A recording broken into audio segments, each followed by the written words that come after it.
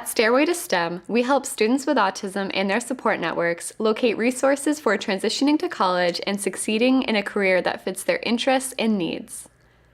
When I look through our transition content, I notice one question coming up repeatedly in one form or another.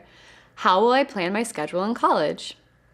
STS contributor Katie Matthews wrote a wonderful hidden curriculum series discussing the course calendar, which will help you understand the important implications of those dastardly packets. Now it's time to put that information to good use. But first, a quick note on the phrase hidden curriculum. Hidden curriculum simply means the unwritten expectations for a course or for an academic experience in general. By taking a day to review your schedule and syllabi, then outline the upcoming week in an organized manner, you can develop skills that will serve you throughout your academic and professional career.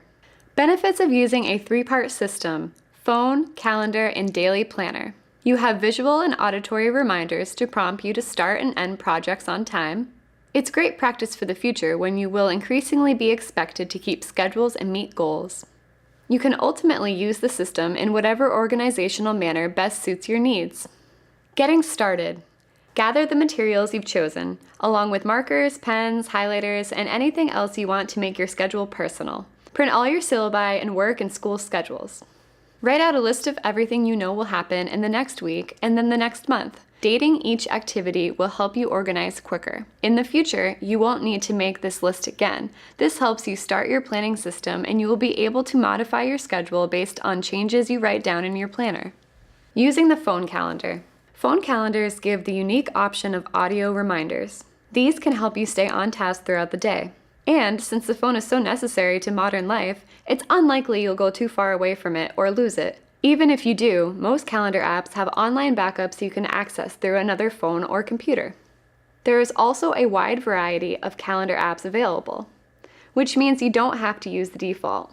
This is a great place to put class and work schedules, which you can have repeating forever or for a specified time like a semester. Start times for homework and projects, and hygiene and health reminders if necessary. Remember to include a weekly update so you can make any changes at once. Colors may help or distract you, so try out what you think would be best and adjust as you go.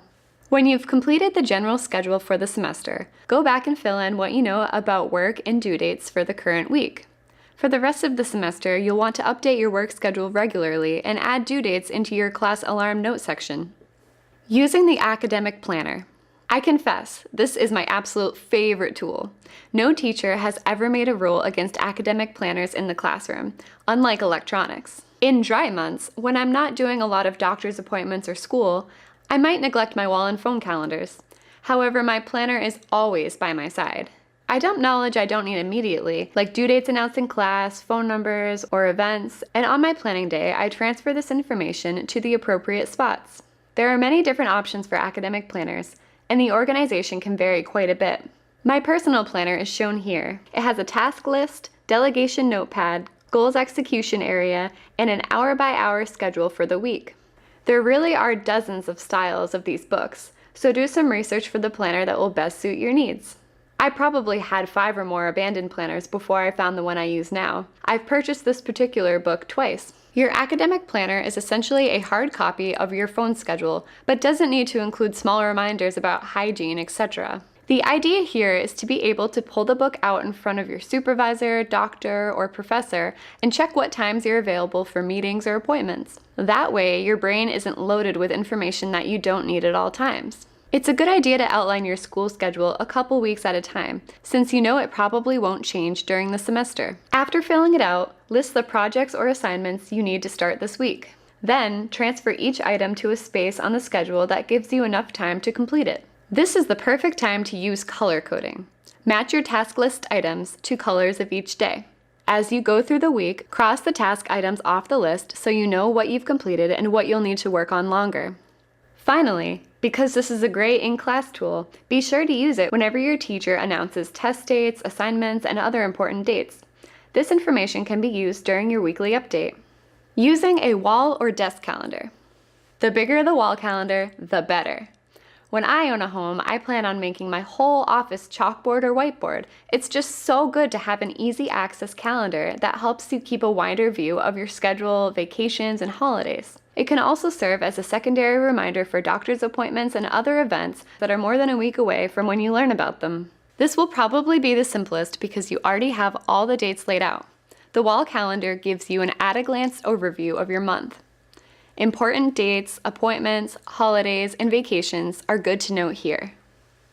Tips for maintaining your schedule. Remember to always put aside some time to plan your week. If you're struggling with using one or more parts of the system, for example, the phone calendar, try switching it up. You don't have to use the first app or planner you buy if it's not meeting your needs. Always try to immediately take note of schedule changes on your phone or planner so your schedule will be up to date. Are you over or underestimating the time you need for some tasks? This is a great opportunity to make small adjustments that will help you manage your schedule come finals week. I hope this explanation has been helpful. A 3-part system involves some work, and in turn, develops independent skills that will serve you for the rest of your life. Do you have a calendar app or planner you love? What strategies help you stay on task and relaxed?